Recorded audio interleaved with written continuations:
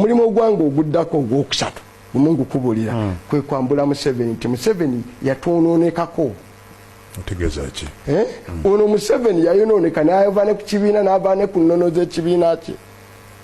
N'atandika okulowooza ng'obusajja obwedda obukubi bw'amayinja. Kimumanyi bembeera kino ebyeggwanga bino bembivaamu mbirekera mutabani bembivaako mutabani kale muganda wange eyo ndowooza yadda.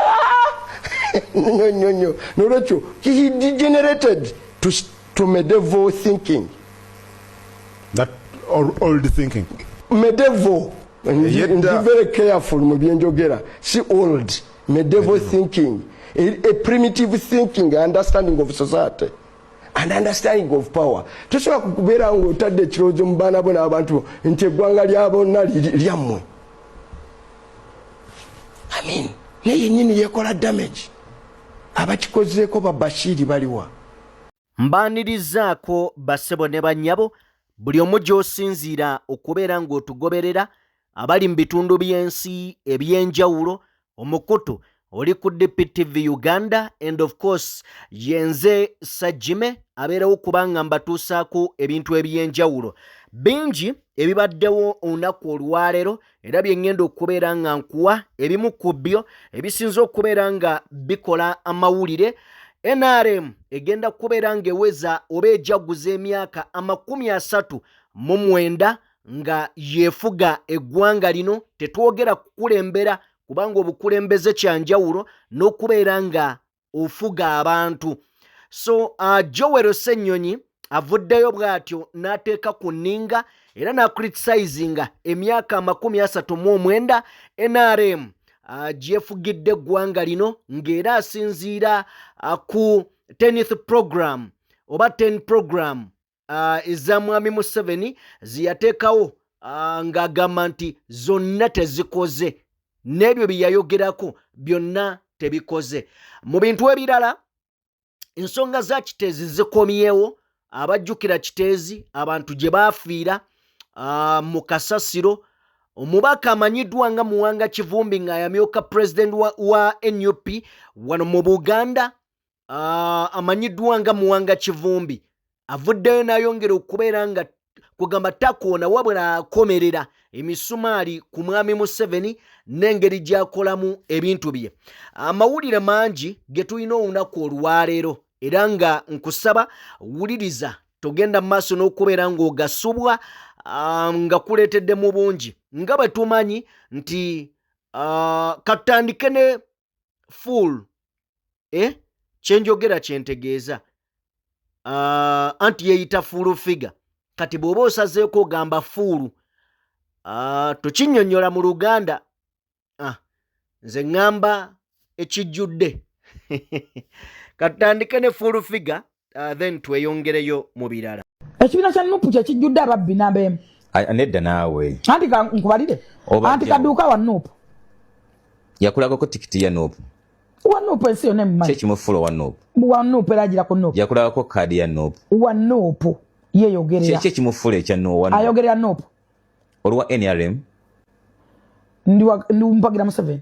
Olwa NRM. Mpagira President Museveni. Kikufulo wa NRM. Yes. According to wempagira waawe. Kati ate okimanyi nti oba olidde ebigambo byo. Ngate mbiri anti. Twatandise wano ngamba nti oli waaki. Sirina kibiina. Naye we mba mpagira na nnyini kibiina. NRM kyeki. Si kibiina. It's a party. Kati ate ogamba ote nti twagira kibiina. Ekyokubuzabuza si kya buntu. Ntegeera bulungi. Kati nange ndaba nagamba okuntegeera olina kubanga otegeera nnyo Faruku nja kufukira ekizibu. Nedda. Okuntegeera olina kubanga mpagira President Museveni. Nange nkubuuza. Bwe njija mu parties. Ndi muwagizi wa Museveni 100%. Bwajja mu parties bwe kiba kinga kataka okubeera mu parties kitegeeza we supporting adanyini kibiina kyalimu kye mbadde n'okubeera. Ogamba nti Nuupu babbi wawulyako ku ddoboozi lya Secretary General Nuupu Lubongoya oba Ssenkulu waabwe Kyagulanyi nga bagamba nti mugende mu bba abantu. Ekyokulagira nti mugende mu bba abantu kiyinza obutasoboka. Lwaki kifuula jje? Ekyokubba abantu nga pate emu abantu abe balinga 8 be babba abantu. Oba 5-6 kibafuula nti Nuupu babbi. Exactly. Ate omukulu nga Olubongoyo oba natavaayo okubagamba nti bannange mutuwagira wano mulekera okukola kifuula omuntu okuba nti wa kintu ekyo. Eneeyisa yo n'ebikolwa byo n'ennyamba n'enfaanana. Kibayita omusege okimanyi? Omusege? Okulira mu ddiba ng'omusege. Kati abo bo toyinza gamba nti beerimbikamu. Okwerimbika n'okubeera kirala. Aptop boss asiba wanera ye wa Nuupu yajogera mu diaspora. Era akulaga yogera ku Nuupu. Yogera ku Kyagulanyi. Ndowooza. Oyo omu ku babba abaana wa Nuupu. Era ye takola video nga talina bakofiira bwaki? Ka Nuupu. Ogenda muganda. Kikifuula omuntu okuba nti wa kibiina? Kati ngaffe ngaba NRM bambala yero. Era bononda mu yero nja kwa wa NRM. Akabonera akokungulu akalaga. Akasookerwako. Obonero bubeera bungi. Ekisookerwako neno asinafuna kadi. Kasanzikizo kwambala kala joliko. Kati nzapagira Museveni lagwe nonda. Kinkakatako kunsindika mu NRM. Ngani wakwade sijagala. Oyambadde bbulu oluwa FDC. Nyambadde bbulu ne yero lwaki olabyemu bbulu yekka. Maso mafu. Yasingamu. No. Lwaki yendowooza yebwe. Kati omuntu ayinza okuva eri ne yeebuuza nti kyekifuula full figure kimufuule full figure. Of course ekifuula full figure okubeera full musiru. Ekyo tekyetaaga muntu kuva eri kubeera na buwongo bungi kukiraba nti tategeera. Gwe tugamba ali eyo gwe omuntu ategeera oyinza omulaba nga full figure tekisoboka. Singa ku programu eyo oli abadde ani oli gwakola naye programu Senkubuge, singa abadde Senkubuge singa anyenya mutwe nga embuzi eyasizza ekibya oba etenda enkuba naye ono gwe baamuwa amuchallenginga. Erewe kale tuveeyo eyo bwe tuba nga tuvuddeyo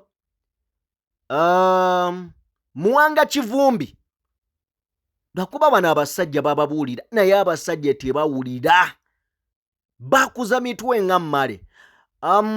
Muwanga Kivumbi alina obubaka bwawadde General Museveni oba oliawo ne bannayuganda ffenna okutwaliza awamu. Sagala kukulwisa katufune obubaka bwa Muwanga Kivumbi. Mulimu ogwange oguddako ogwokusatu Mungu kubulira kwe kwambula Museveni nti Museveni yatwonoonekako. Otegeeza ki? Ono Museveni yayonooneka n'ava ne ku kibiina n'ava ne ku nnono z'ekibiina kye.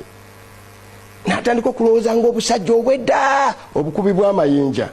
Kimumanyi bembeera kino ebyeggwanga bino bembivaamu mbirekera mutabani bembivaako mutabani kale muganda wange eyo ndowooza yadda. Nnyo. N'olwekyo he degenerated to medieval thinking. That old thinking. Medieval. And be very careful mu byenjogera. See old. Medieval thinking. A primitive thinking, understanding of society. And understanding of power. Tosobola kukubeera ng'otadde ekirowoozo mu baana bo n'abantu nti eggwanga lya bonna lyammwe. Naye yennyini yeekola damage. Abakikozeeko ba Bashiri baliwa. Abakikozeeko ba Mobutu baliwa. Mugabe aliwa. Gaddafi aliwa. Anyene wa Egypt yali Mubaraka. Mubaraka aliwa. Saddam aliwa. Al-Bashir. Sudan. No. Assad, yes, Musiria. Musiria. Alidawa. Why don't you see? Bashiri nga ina n'ennyonyi nga ina n'amagye ga Russia ya corruptionze nga entumu oyogera ku Assad ya corruptionze nga entumu y'omusoro kubanga bese eno evunda tokoze eki totegedde olw'okuba oyina amagye ne ssente tobulwako bawujja kaki kasepiki. Even Museveni ne famire ye n'abantu be balina okubeera nga nabo tubanunula. That guy we need to liberate him because bafuna endowooza enkyamu. Omanyi power corrupts and absolute power corrupts absolutely.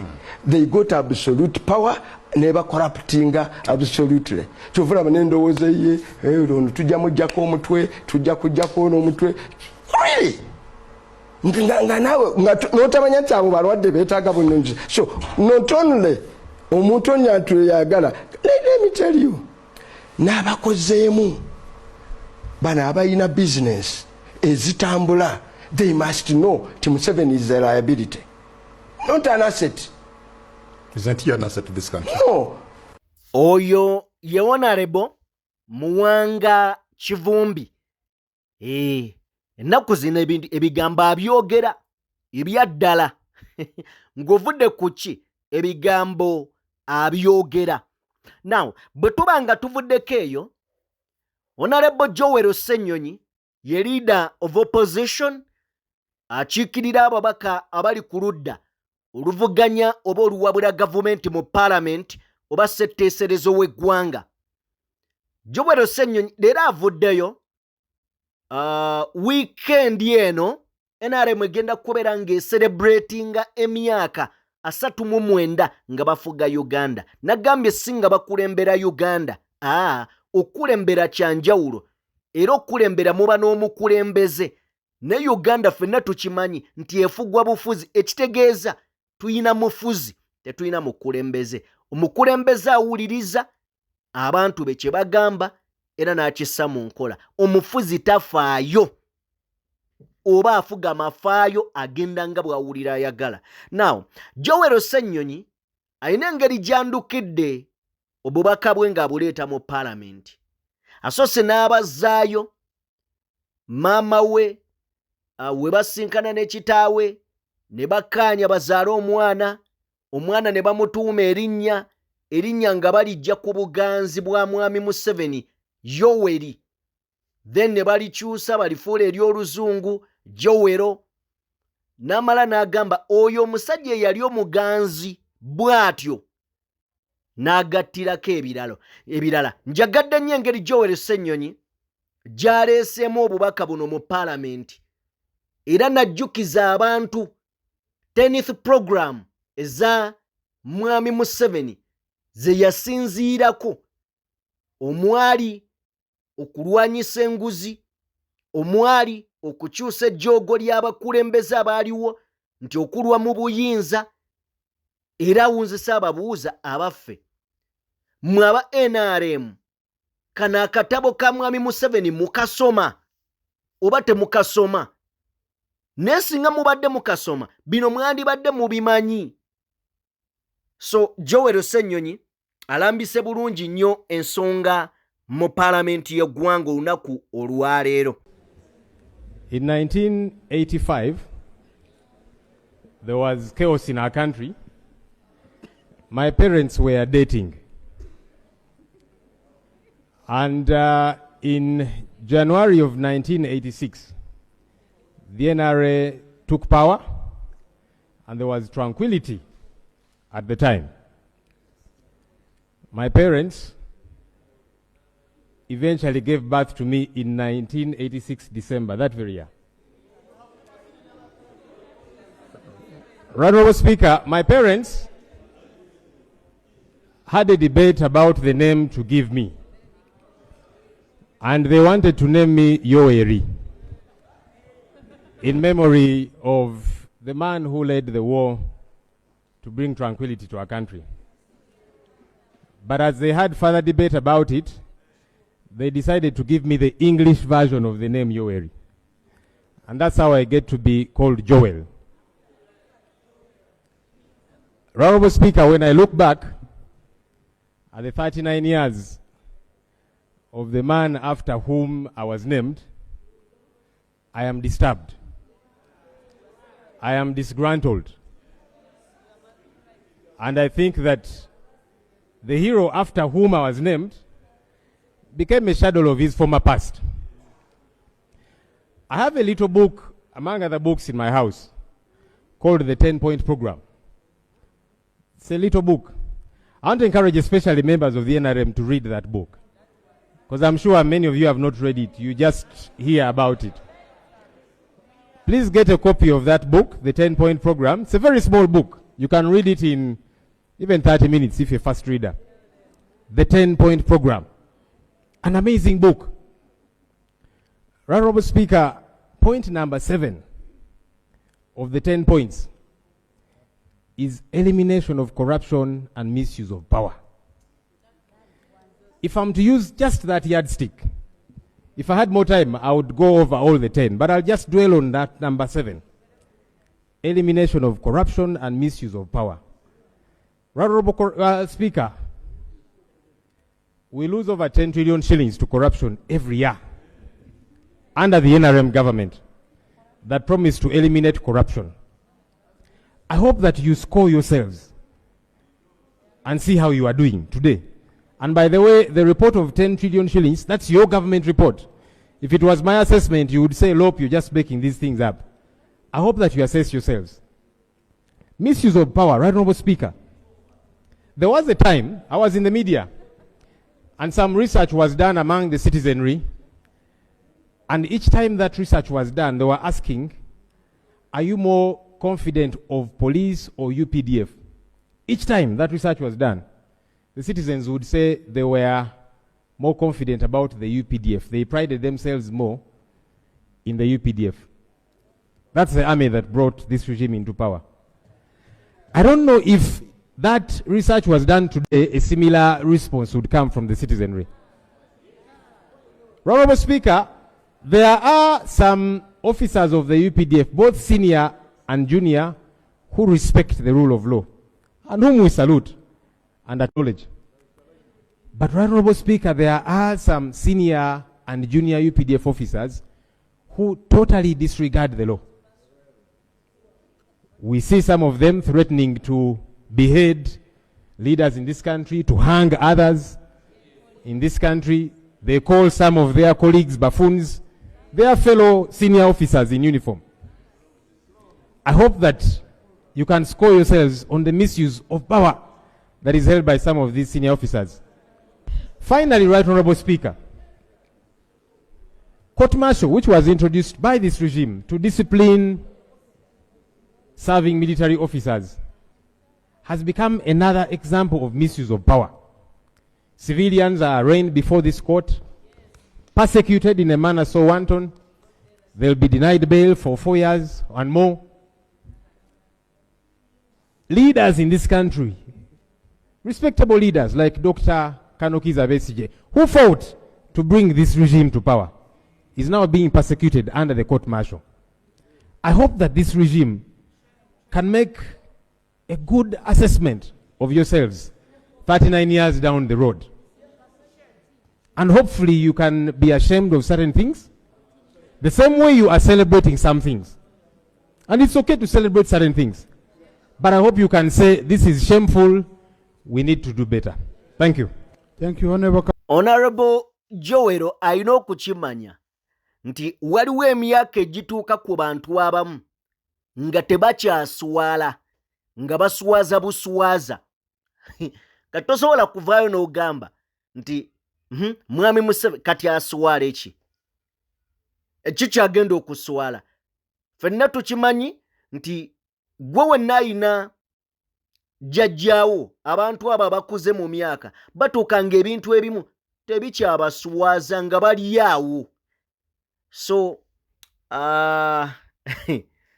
kale njagala bbawa mboozi eno erimu amawulire mangi, eggulire lino lya NTV.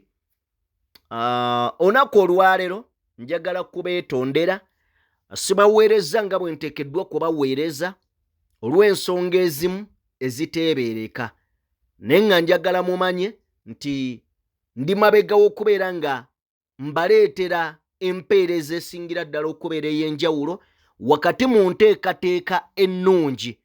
Kale nno mukwano gwange, teweebuuza n'ogamba yi omusajja ennaku zino atukola atya. Ndi mugezaako okulaba nga nteekateeka empeereza esingira ddala okubeera ey'omuwendo era ey'enjawulo. So ndi mabega okubeera nga mbafumbira ekirungi. So nsaba mugumiikirizeemuko ennaku 2 oba 3 okusobola okuba nga mbaweereza empeereza esingira ddala okubeera ng'ewooma. Kale kakati ku bbalaza ya sabbiiti eno, Donald Trump yazzeemu n'alayizibwa nga pulezidenti wa Amerika owanamu 7 ng'adda mu bigere bya Joe Biden.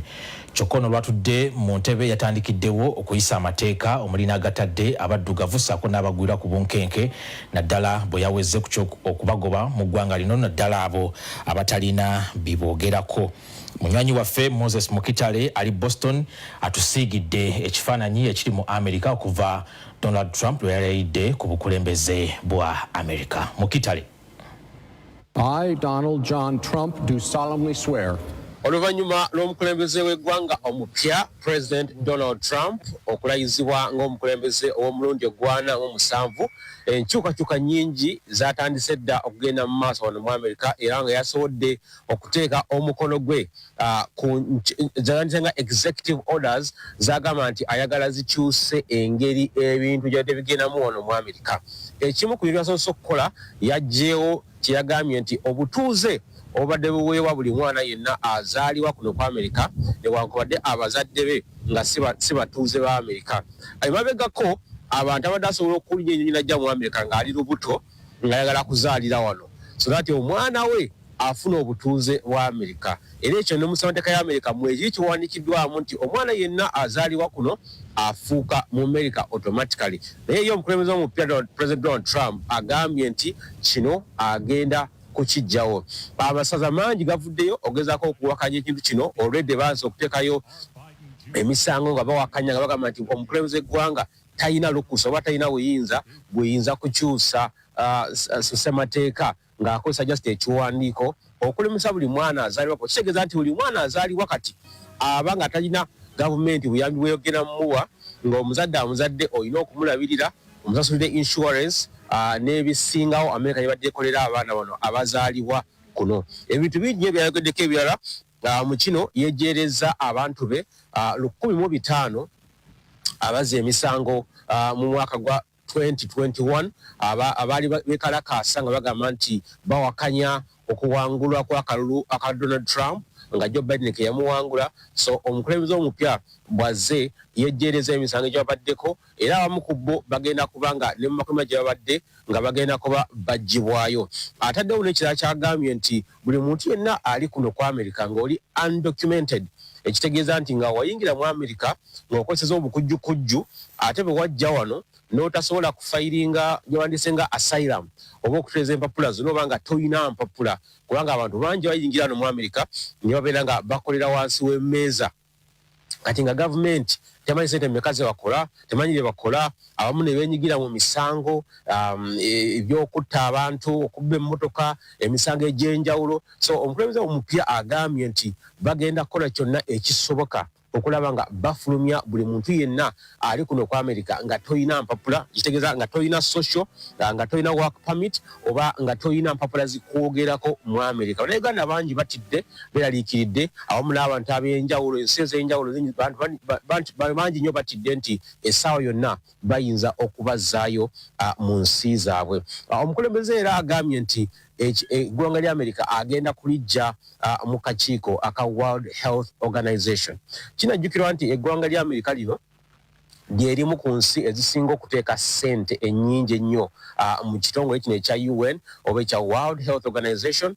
Ye omukulembeze agambye nti talaba lwaki bongera okuteeka ssente mu World Health Organization ate nga Amerika yennyini abantu baayo beetaaga obuyambi.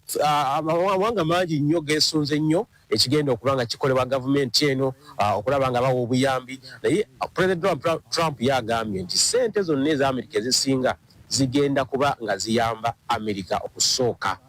Si nsi ndala yonna si ggwanga ddala lyonna wabula Amerika gyagenda okusooka okusinga okuteekako nnyo essira. So katulabe ekinaba kidda mu maaso naye nga amateeka mangi agagenda okuteekebwa mu nkola. Jjo Lokaloka oba okulwokubiri Lokaloka bataddewo amateeka nga 10 malala ge yasayinize amalamba naye tusuubira nti wiiki weenaggwerako ajja kwamya ebyayongedde okuteekako omukono ku mateeka amalala. And will, to the best of my ability.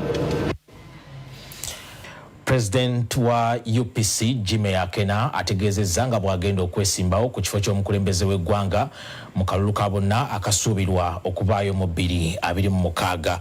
Olwaleero Akena yanjudde enteekateeka z'ekibiina okwetaba mu kalulu akajja nga ku mulundi guno atubuulidde nti essira bagenda kulissa ku kwongera ku muwendo gw'ababaka mu Parliament. Ono akunze ne bannakibiina okwesimbawo ku bifo by'obukulembeze eby'enjawulo mu kulonda okwo okusuubirwa mu 2026.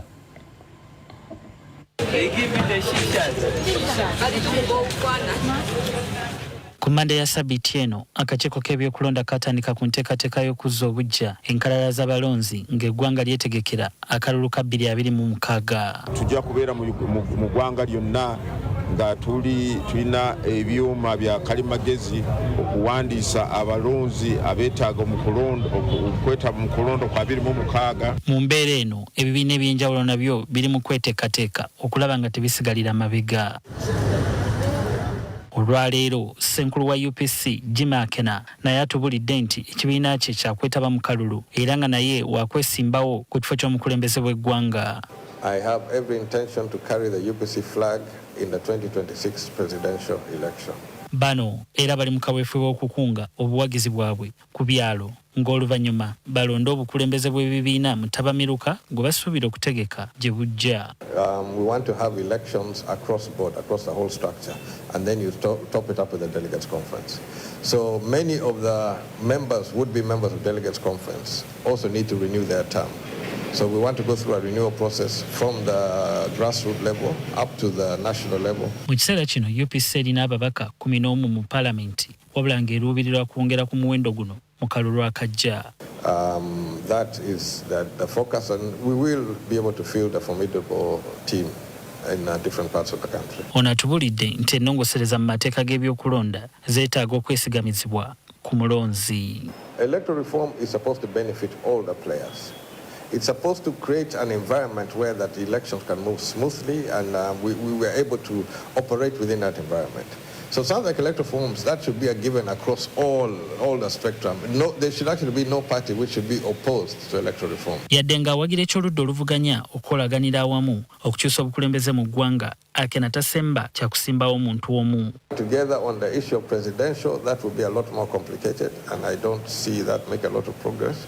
There may be area to be able to talk around parliament and other local governments. So there are avenues to talk. And it's important in politics that you always leave a door open to be able to have discussions which will benefit everyone. Ono akunze banna UPC okuvuganya ku bifo ebyenjawulo mu kalulu akaddako. I urge UPC members, stand up, stand firm, and stand to be counted. Ababaka ba parliament ku kakiiko akalondoola ensonga z'amaka g'obwa president bagala ensimbi obuwumbi 18 ziweebwa ekitongole ki KCCA mu mwaka gw'ebyensimbi 2025-2026 ziyambeko okukola ku nsonga za kasasiro mu Kampala. Bagala ensimbi zino zeyambisibwe mu kugula ettaka ebuyala KCCA weneyiwanga kasasiro saako n'okuliyirira abantu abafiira ebyabwe mu njega eyagwa ekiteezi. Bino byogeredde mu kakiiko ka parliament akembalirira akagenda okugatta ebinaaba bivudde mu bukiiko bwa parliament obw'enjawulo okukola embalirira ey'enkomeredde. Tubaddeyo omusasi waffe bibino byatujjiddeyo. Omwaka oguwedde mu mwezi ogw'omunaana kasasiro yali akuŋŋaanyizibwa mu kitundu ky'ekiteezi mu disitulikiti y'e Wakiso yayiggulukuka okukakkana ng'abantu 34 baluguzeemu obulamu nga kwogase n'ebintu byabwe omwali n'amayumba okusaanawo. Kyategeerekeka nti ekifo kino kasasiro yali akiyinze wabula ng'abaddukanya ekibuga baali balemereddwa okusalira amagezi olw'ebbula ly'ensimbi.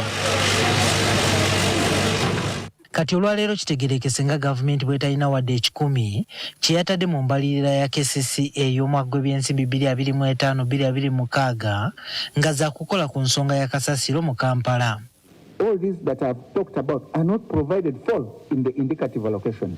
So the problem will still continue. Neza decommissioning eza kitezi tizirimu. Wamune issues za Greater Kampala Metropolitan eza drainage. So ensonga eyo twagala Ministry of Finance etubulire lwaki teprovidinzemu sente. Ssentebe w'akakiiko ka palamenti akalondoola ensonga z'amaka g'obwa President Alex Byalugaba ayagala gavumenti ewe KCCA obuwumbi 18 mu obukadde 600 okukola ku nsonga eno. Ku zino obuwumbi 45 n'obukadde 600 za kutereeza ttaka lya buyala awanaayibwa kasasiro. Obuwumbi 3 za kugalawo mirimu egikolebwa ekiteezi. Obuwumbi 14 za kuliyirira abafiirwa ebyabwe ekiteezi. Committee ekole recommendation esabe sente ezo ezigende mu budget tusobole kuva ekitezi abali abafiirwa ebintu byabwe tuba compensating tubawe 48 homes enyumba 48 zafa.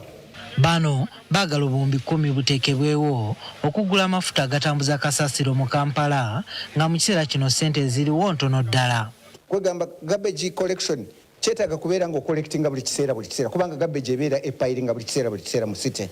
N'olwekyo kakati emmotoka ze tulina emmotoka 3 ebimotoka 3 bitambula omulundi gumu one trip olw'amafuta matono agakola ki agaliwo. Twandibadde twetaaga at least zitambule trips nga 7 okubeera city yaffe ng'ebeera clean buli kiseera. Omutawana gwa kasasiro okufuuka ekizibu mu Kampala okutuuka n'okutta abantu ekiteezi, ababaka bagutadde ku minisitule y'ebyensimbi ezeetefaayo okuwa KCC ensimbi zimala okuyoola kasasiro ono. The other day we got staff they arrested. And the reason they were arrested is that they neglected their work. KCC? Yes. And I'm talking about solid waste management.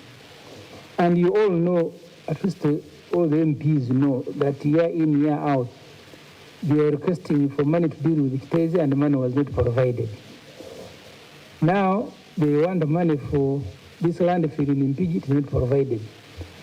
And then tomorrow, I think the president has a way of covering up. You will get the new ones also arrested when another disaster happens. Jumakiria, NTV Akawungezi.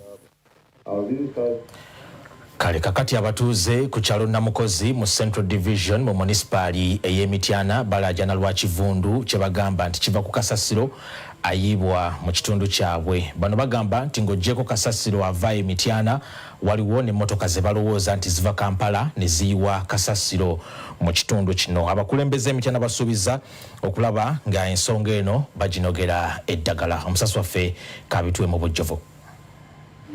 Ekifo kino mwe muyibwa kasasiro ava mu kibuga ky'Emityana ekisangibwa ku kyalo Namukozi mu Central Division. Kyokka abatuuze abali mu kitundu kino bagamba nti basobola kutebuuke olw'emmotoka za kasasiro ezimuyiwa okumpi n'amayumba gaabwe. Embeera yiino etuuse mu luggya. Ebintu biwunya. Embeera tuyitiriddeko. Tulula kasasiro. Amazzi bwekuba bwetonyamu gakulukuta ne gaddawo ne gawunya.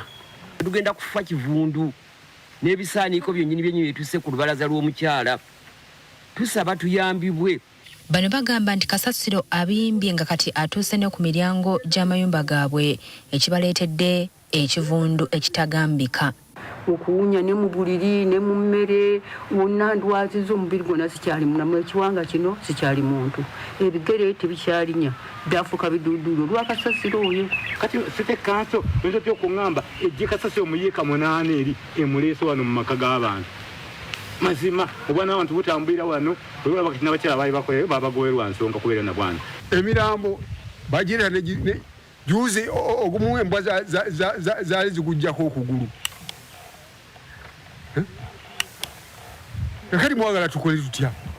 Balumiriza nti waliwo n'emmotoka ze bateebereza okubanga ziva Kampala eziwa kasasiro mu kifo kino ekyongedde omutawaana. Ab'e Kampala baleeta kasasiro ekiro ne bayiwa baleeta kasasiro emmotoka nnene bwesukka wano ziwa mu mulyango ate zaffe gye zandingidde okutwala. Kasasiro oyo ave Kampala gwe baleeta amatumbi awunya bannanga oli awunya n'omulala awunya naye tawunya kyekimu n'ava Kampala. Meya wa Central Division atubulidde nti nabo bannakuwavu olw'akasasiro akosa abatuuze kyokka nga baakusitukiramu okulaba nga kino kikoma. Tukyanoonyereza baani abo batuga waliwo emmotoka ez'akasasiro ezijjayo kati neyo dumping site naye ejjudde eti ebooze. Okuva kasasiro bwe yayigulukuka ekiteezi ebitundu bingi ebiriraanye Kampala bizze bikosebwa kasasiro amala gayiibwa ekireetedde abatuuze okutya olw'endwadde eziyinza okuva ku bujama. Kati mu mawulire amalala emisango egyali gyaggulwa ku banna-FDC abakwatibwa olw'okwekalakaasa olw'engeri bannaabwe gye bakwatibwamu mu ggwanga erya Kenya gigobeddwa. Kooti egigobye oluvannyuma lw'oludda oluwaabi okulemererwa okuleeta obujulizi. Mu babadde bavunaanibwa kwe kuli omubaka Ibrahim Ssemujunganda kw'ossa n'omumyuka wa Lord Mayor Doreen Nyanjula era nga bano baali baggulwako omusango gwa kweyisanga ekitagasa. mu Julai w'omwaka oguwedde bannakibiina ki FDC ekiwaayo ekitulwa ku luguudo Katonga bakwatibwa mu ggwanga lya Kenya ne bakomezebwawo kuno kipayopayo ku bigambibwa nti okugenda n'okubeera kwabwe mu ggwanga lino byali mu bumenyi bw'amateeka. Bano oluvannyuma batwalibwa mu kkooti esookerwako e Nakawa era ne baggulwako omusango gw'okwenyigira mu bikolwa eby'obutujju. You all traveled from various places in Uganda to Kisumu in the Republic of Kenya for the purposes of providing or receiving terrorism training. Mukugezaako okuwakanya enkwatibwa y'abannakibiina kyabwe abamu ku bakulembeze mu FDC Tule Katonga nga bakulembeddwamu omubaka Ibrahim Ssemujju Nganda kw'ossa omumyuka wa Lord Mayor Doreen Nyanjula bategeka okwekalakaasa okw'emirembe era nga mu kwekalakaasa kuno baali bakutambula nga boolekera ekitebe kya Kenya mu Uganda mu ngeri y'okulaga obutali bumativu. Kyokka nga kye bajja batambuleko kinyana mpindi okuva ku ofiisi zaabwe ku luguudo lwa Katonga mu Kampala, poliisi yabazingako okukakkana nga 14 ku bo bakwatiddwa nga batwaliddwa ku kkooti ya Buganda Road baggulwako omusango gw'okweyisa ng'ekitagasa wabula ne bateebwa ku kakalu ka kkooti. Nyanjula Doreen Nangozi Farida Kamateneti IT obstructed and inconvenienced the public in the exercise of their common right. Okuva olwo bano bazze balabikako mu kkooti eno enfunda eziwerako okutuusa olunaku olwaleero omulamuzi Ronald Kayizi abadde awuliriza omusango guno lwagugobye oluvannyuma lw'oludda oluwaabye okulemererwa okuleeta abajulizi abalumiriza abavunaanwa. Mu nsala gy'ayisiza ku mutimbagano omulamuzi ategeezezza nti oludda oluwaabi luweereddwa akadde akamala okuleeta obujulizi nga kati bwe kituuse kyeraga lwatu nti lulemereddwa. Kyokka wadde ng'emisango gy'abano gigobeddwa bannaabwe be baali balwanirira bakyawera ennemba n'emisango gy'obutujju mu kkooti enkulu era nga bakyagenda mu maaso n'okweyanjula eri kkooti eno. Ngezige baleetedde Ssabaminisita Robina Nabbanja alagidde Minisitule y'Ebyensimbi okwekenneenya okusaba kw'abamusiga nsimbi okuva mu mawanga ag'enjawulo abazze balaga obwetaavu obw'okuteeka ensimbi mu kukuŋŋaanya kasasiro n'okumulongoosa naddala oyo ali mu bitundu ebya Kampala.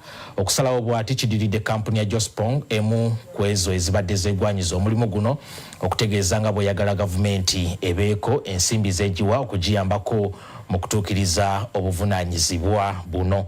Kati Nabbanja agamba nti buli kampuni eyagala obwetaavu eddemu yeetegerezebwe eneesanga nga yetuukiridde yejja okuweebwa kontulakita eno. Omusasi waffe kabitumalirireyo mu bujjuvu.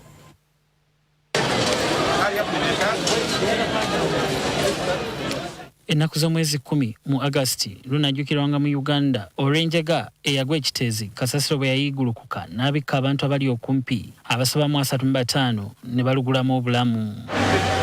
Bukyanga enjaga eno egwawo kampuni ez'enjawulo zizze zeesowolayo okusaba omulimu gw'okulongoosa kasasiro agibwemu ebigimusa amasannyalaze n'ebirala kitaase n'eggwanga okutawankana n'okwetumako kasasiro ono. I would like to already propose, as I said to His Excellency the Ambassador, that we visit Uganda as soon as humanly possible. If you allow us to bring the team of experts. Kati enkya ya leero Ssabaminisita Robina Nabbanja asisinkanye kampuni ya Jospong okuva e Ghana abasaba okuweebwa kontulakiti y'okusengejja kasasiro mu ggwanga. Let each of them tell you what he has done in Africa before. None of them have done any treatment plant. I'm doing it in Lagos. I'm doing it in Kenya. I have an agreement with Kenya. I'm doing it. And bano bamwanjulidde embalirira ya buwumbi lwenda gye bagamba nti yakusobozesa okuzimba essengejjero oba ekyokero kya kasasiro eky'omulembe. To do some serious thinking and looking at all these proposals. So this is a model which, if you don't have a sustainable financing, you always have problems because it's generated daily. You see, so in countries everywhere, if anybody, Italy, Dubai, everything, you pay either it's placed on property rate or house tax or any other form, mobile money, but there's a levy to be dealt with government. Gye buvuddeko aba Jospong basisinkana Ssabaminisita Nabbanja era ne bamukakasa nga bwe baali bagenda okuzimba ekifo awakuŋŋaanyizibwa kasasiro nga bakozesa ensimbi ezaabwe okutali mukono gwa gavumenti. We will decommission the Kitezi land site and convert it into a solar park. This is going to be done at their cost. At the cost of just wrong, we are yet to get an estimate, but we'll share that. Kyokka olwaleero bano nga bagasimbaganye ne Ssaabaminisita ne baminisita ab'enjawulo bategeezezza nga bwe kijja okwetaagisa gavumenti okusasula $25 oba emitwalo gya siringi 9 buli metric ton y'akasasiro gye bagenda okukolako. Kino kitaanudde Ssaabaminisita Nabbanja okulagira minisitule y'ebyensimbi okwekenneenya okusaba kwa kampuni endala ezaateekayo okusaba. You say, just give us the site. This man here was here. And the other one, I remember, even that lady. I asked you 3 times, how will you manage? We shall sell the products from the garbage. I again asked you, how will you manage? You said, I will shift. You have changed. Now you want a levy. I want you to understand that this is urgent. Start the proposals, 1 of China, 2 of Dubai, UAE, and 3 of Italy. And compare. Kinajjukirwa nti ne mu kugenyuwalako kwa President Museveni e Dubai gye buvuddeko ensonga ya kasasiro yali ku mwanjo.